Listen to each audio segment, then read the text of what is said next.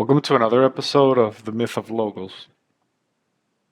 The cloister of sealed cells, Leibniz Monads and pre-established harmony. The abbey took in one new copyist a year, and the first thing every novice learned, usually with some alarm, was that once you entered your cell, you did not leave it, and no one entered after you. There was no door in the ordinary sense, only a threshold, sealed the day you arrived, brick by masons who did not speak to you while they worked. No window either, a single shaft high up, let in enough light to ride by and nothing more. Petrus, the newest of them, asked the obvious question on his first morning. How does anyone tell me it's time for the office if no one can reach me? The old monk would walk him to the threshold. Brother Elio, who had been sealed in his own cell for 40 years, and spoke to novices only through the mortar gap before it closed, said, No one will tell you. You'll simply know when the hour comes. That's not possible. Wait and see. Petrus waited, and it was true, in a way that unsettled him more than any answer would have. At the same instant, morning after morning, without a bell reaching him, without a voice, without any crack in the wall wide enough to carry sound, he found himself rising, reaching for his pen, beginning the day's page. And he knew, the way you know your own hand is your hand, that 80 other copyists in 80 other sealed cells were doing precisely the same thing at precisely the same moment. Their bells, if they could have heard each other's bells, would have struck together. Their meals arrived through a single slot each, at the same hour, prepared by no visible hand, always exactly enough. When one man's page described the flooding of a river, 3 cells away another man's page. Petrus learned this only at the copyist burial, when the finished manuscripts were finally laid side by side. Described the boat setting out on the very same river, the very same afternoon, though neither had exchanged one word with the other in a lifetime behind the wall. Petrus spent years assuming there had to be a hidden mechanism, a pipe carrying sound, code in the meal deliveries, some seam in the wall he hadn't found. He searched his own cell for a crack more times than he could count. There was none. The wall was solid the whole way through, on every side, and had been from the day it was sealed. It was Brother Elio near the end, speaking through the mortar gap of his own cell to a different novice who repeated it to Petrus years later, who finally gave the only answer the abbey had ever given. Nobody is speaking to anybody. There is no pipe, no code, no gap.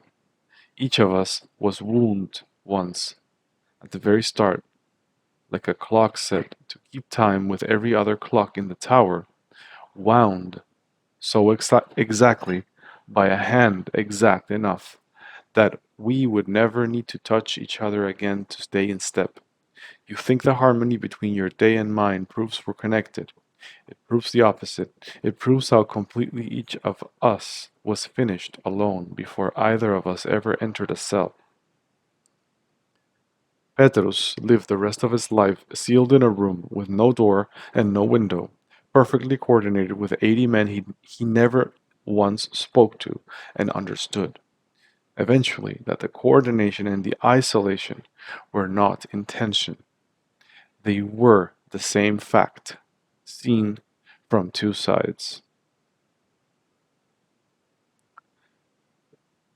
So the cloister isn't a cloister.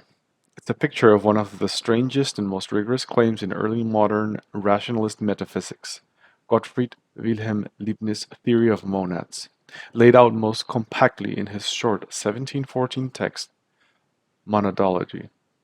Leibniz argues that reality at its most fundamental level is composed of simple, indivisible, non-physical substances he calls monads. They aren't atoms in the physical sense.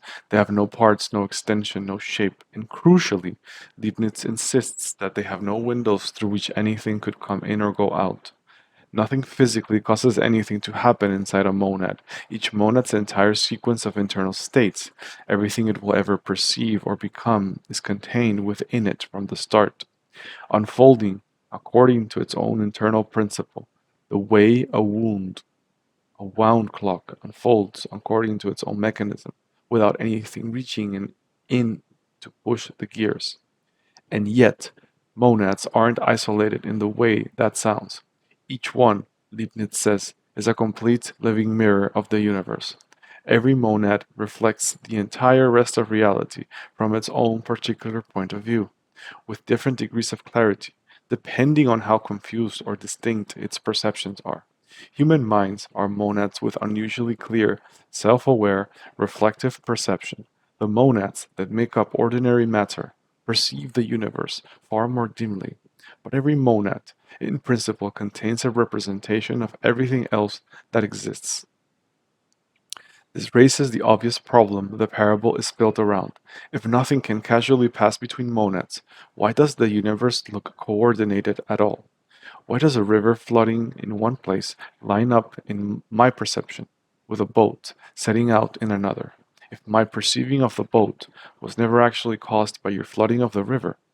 Leibniz's answer is what he calls pre-established harmony, God in creating the best of all possible worlds, a phrase that comes from his theodicy and his broader principle of sufficient reason, the idea that nothing is the case without a reason, it is so rather than otherwise, set every monad in motion, at the outset, in perfect correspondence with every other, the way a skilled craftsman might build two clocks so precisely alike that they would always show the same time without ever being connected by so much as a wire.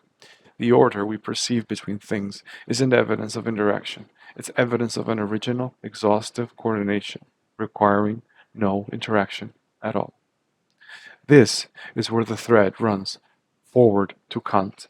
Kant was trained as a young philosopher deeply inside the Leibnizian Wolffian rationalist tradition, the systematized version of Leibniz metaphysics taught by Christian Wolff, and much of Kant's mature critique of pure reason can be read as a working through of exactly what's unstable in this picture.